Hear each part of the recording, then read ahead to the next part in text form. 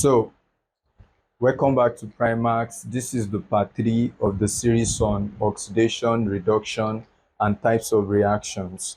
If you're just joining this class, please make sure you watch part 1 and part 2 before you move ahead with this class so that you can understand it better.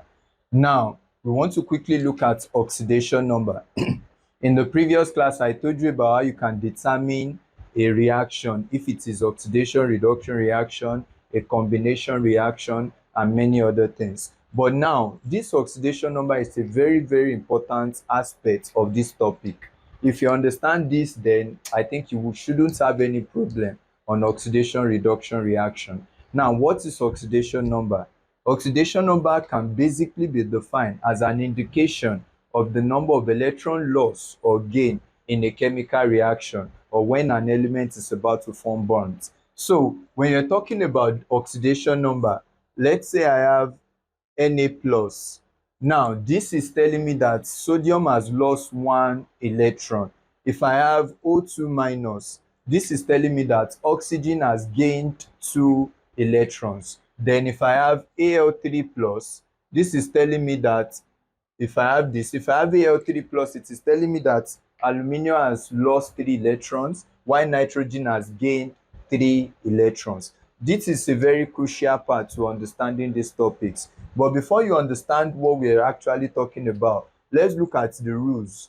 We have some common rules we use to determine oxidation number. If you want to know the oxidation number of a particular element, maybe I just give you a formula like H2SO4. And I ask you that what is the oxidation number of hydrogen in this case? What is the oxidation number of sulfur in this case? What is the oxidation number of oxygen in this case? Then you have to know the rules that guide oxidation state, how we can determine this oxidation number.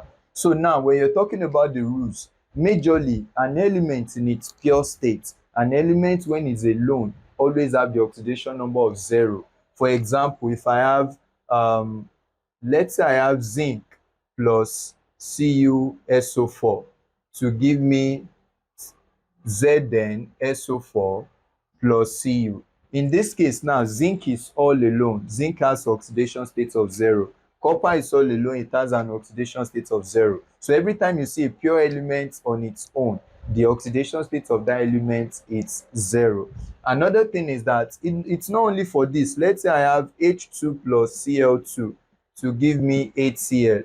These elements are not in combination with any other element. So when they are alone like this, the oxidation state is taken to be 0. So don't forget that. That's rule 1. Rule 2 is that when you look at group 1 elements, they are usually univalent metals. They are metals that will always lose 1 electron. So for example, sodium Na plus is a group 1 element. Potassium ion is a group 1 element, which means that anytime you see a group 1 element, they are likely to carry the oxidation number of +1. For example, if I have KCl, in KCl, what do you think is the oxidation state of potassium?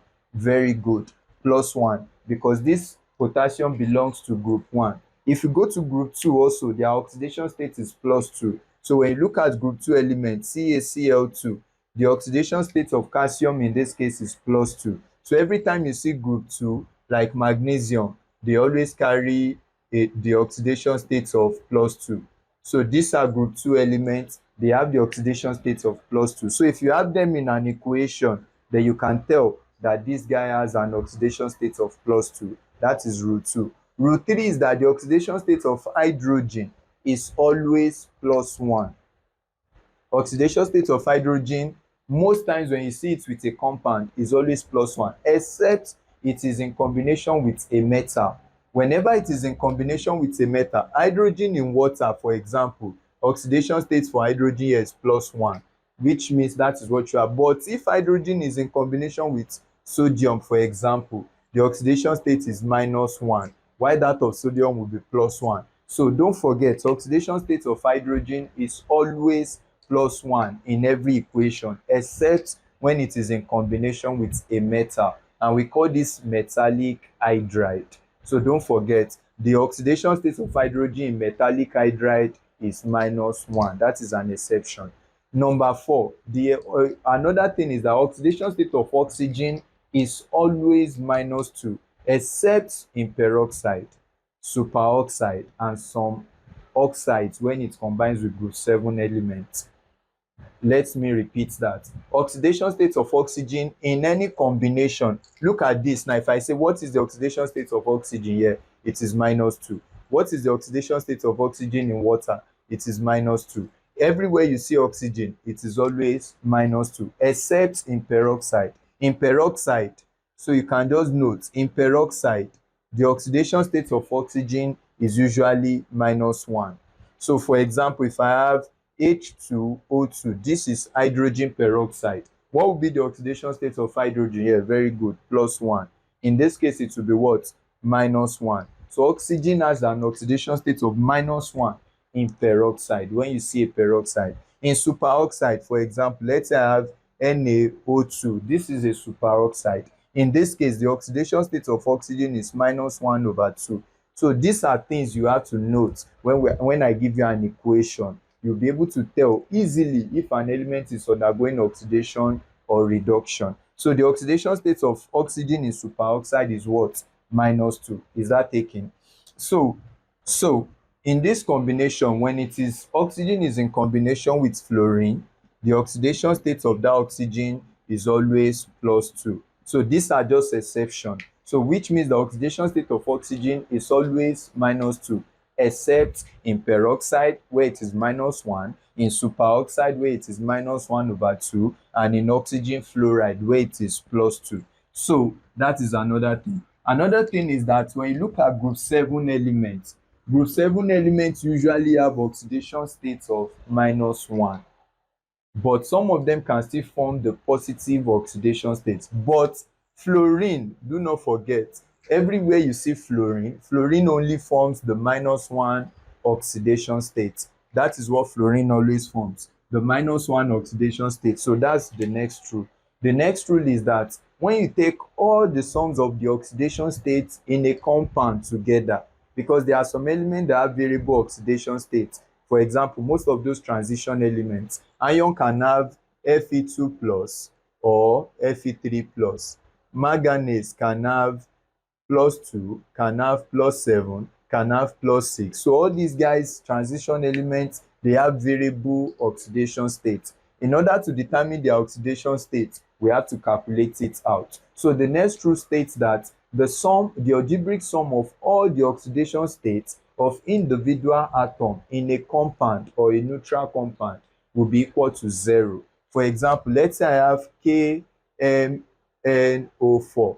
So I want to determine the oxidation state of manganese because these guys have variable oxidation state. So what did I say oxidation state of potassium will always be? +1. Very good. So you will write +1, that of potassium, you add everything together, plus. So let's say manganese is X. So let's represent the oxidation state with X, plus.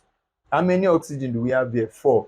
And I said something that for oxygen atom in every substance, it is always what? -2, except in peroxide, superoxide, and the fluoride. So now looking at what we have here, we give it -2. Everything will be equal to 0. So if the compound is neutral, the oxidation state will be what? 0 when you sum everything together. So let's solve for this. This will be 1 plus x minus 8. That will be 0. So x will be equal to +8 minus 1. So that will give us +7. So it means that the oxidation state of manganese in this case is +7. So this is called potassium tetraoxomanganate 7.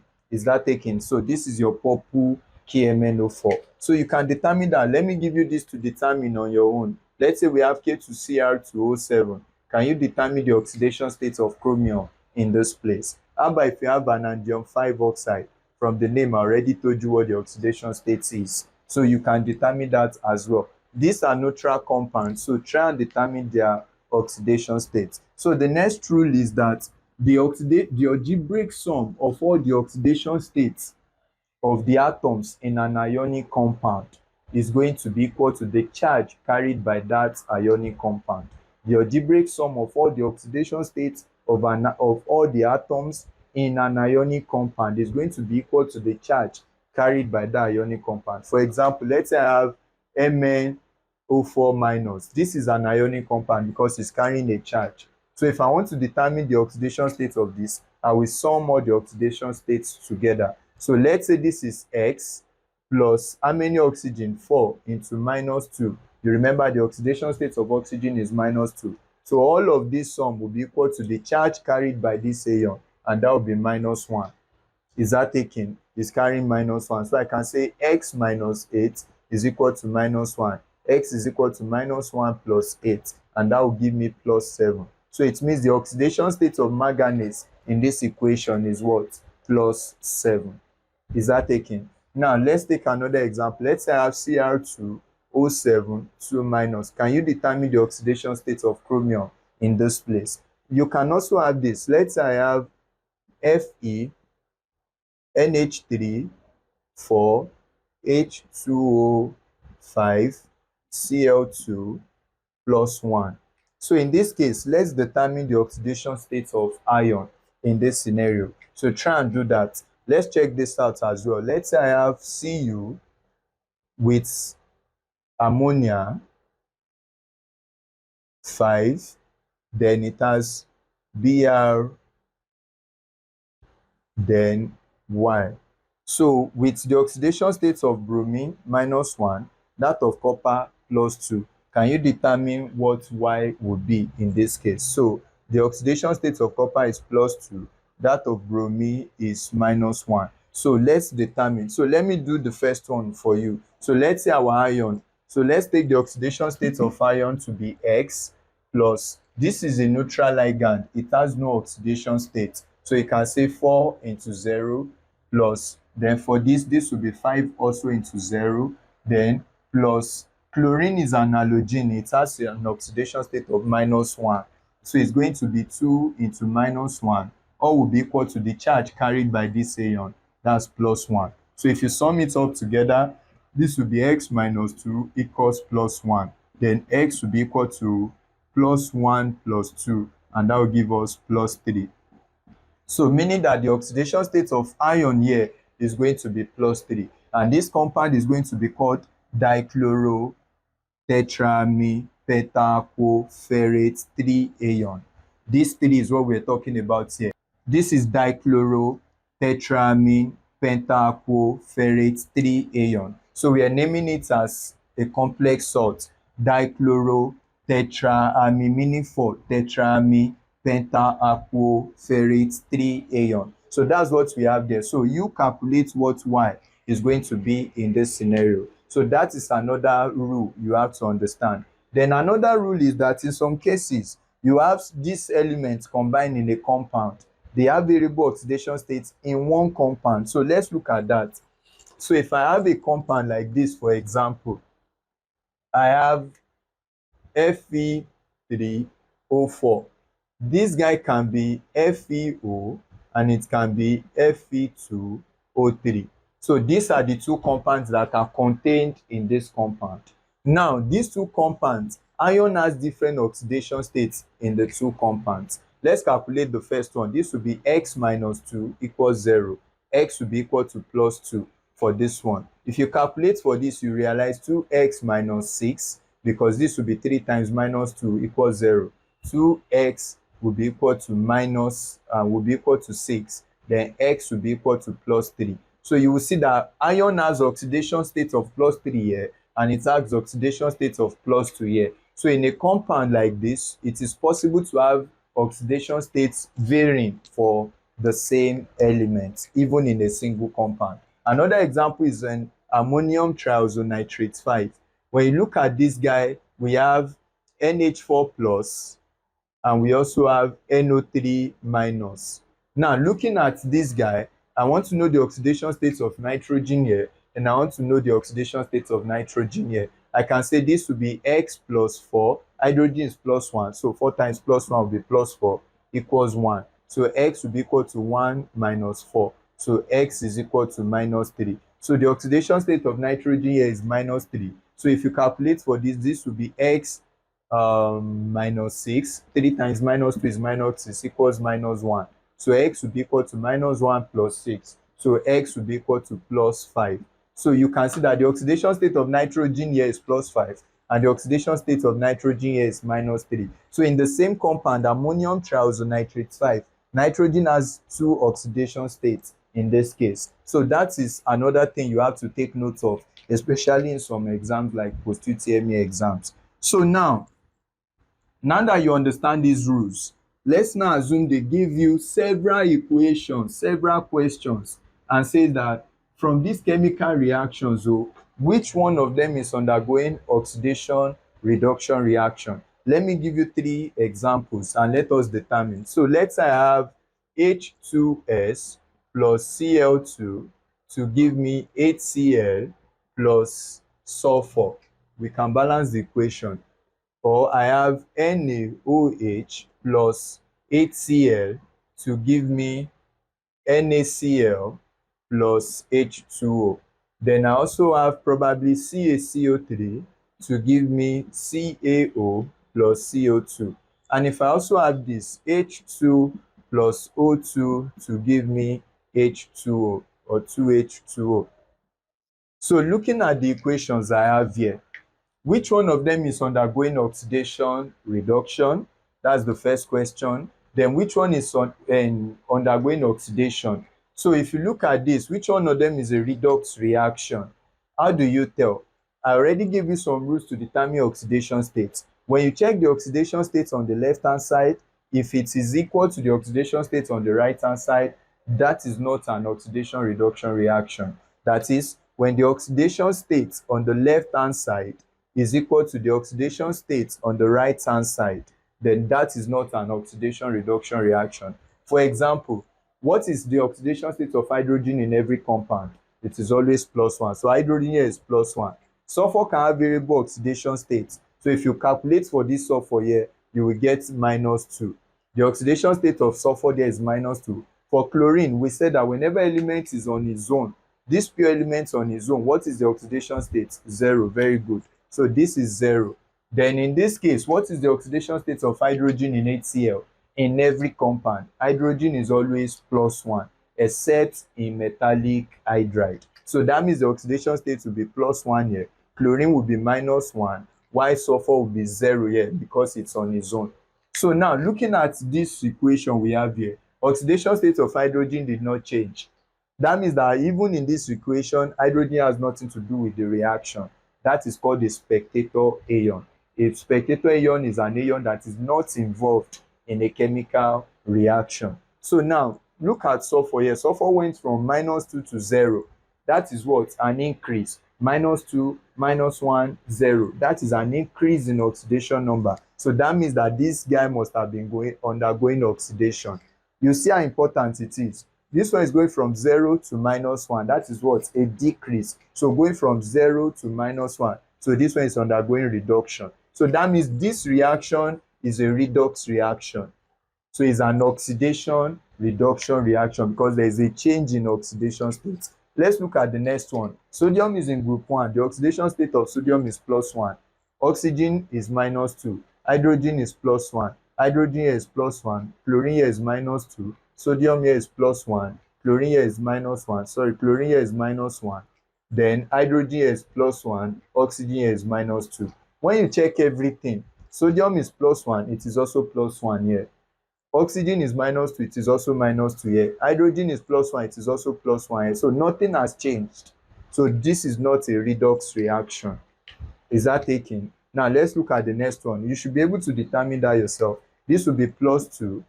If you calculate for carbon here, it's going to give you +4. Why this one is -2? If you calculate for calcium here, it's +2. Oxygen is -2. This is also +4. This is -2. If you check all these oxidation states, nothing has changed. Nothing has apparently changed. So in this case, this is also not what? An oxidation reduction reaction. So let's look at this. This one is hydrogen and it's in the lonely state. That's going to be 0. This one is also oxygen in the lowly state, 0. Then in this case, this is going to be +1 and this is going to be -2. So this one is going from 0 to +1. What do you think that is? Very good, oxidation, because it's increasing. So that means it's going to go to +1. So that is called oxidation. So it's increased from 0 to +1. Why this one is going from 0 to what? To -2. That's what? A decrease. So this one is undergoing reduction. Do you understand that? So is this an oxidation reduction reaction? Yes, it is. It is an oxidation reduction reaction because there is a change in oxidation state. So whenever you are given an equation, all you have to do is determine the oxidation state of all the elements that are present in such chemical equation. Then if there's any change in the oxidation state using those rules I gave you, if there's any change in the oxidation state, then such reaction is a redox reaction. But if there's no change in the oxidation state, then such reaction is a non-redox reaction. It can be any form of reaction from what I said in part 1 of this class. Like this is a neutralization reaction, this is a decomposition reaction, this is a direct combination reaction, and this is a redox reaction. So most of these things, or displacement reaction, so most of these reactions we have here, they have other names you can call them, but we're just trying to check if it is a redox or a non-redox reaction. So please, I'll drop some questions for you now. Try and solve them. In the next class, I'll be looking at redox reaction and how to balance redox equations. So please stay tuned and subscribe for updates on the next things we're to talk about.